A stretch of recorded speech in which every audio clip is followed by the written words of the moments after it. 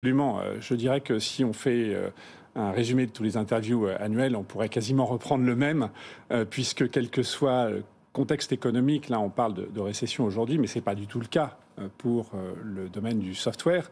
On est dans une belle croissance, une très belle croissance.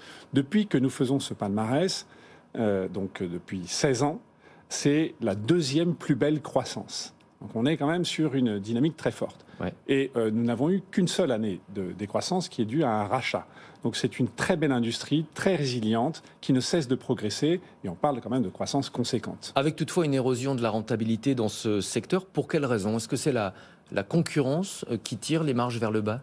C'est vrai, vous avez raison, 9,1% de taux de rentabilité. Alors c'est quand même une rentabilité, on n'est pas dans une industrie qui perd de l'argent.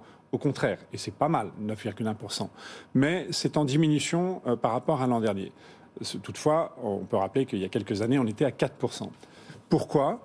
Tout simplement parce que l'industrie du software investit massivement. Chaque année, elle se renouvelle. On ne construit pas un logiciel pour ensuite le laisser vivre sa vie sans que chaque année, on doive le renouveler. Et c'est précisément ce qui se passe avec le SaaS, notamment, le Software as a Service, qui est une...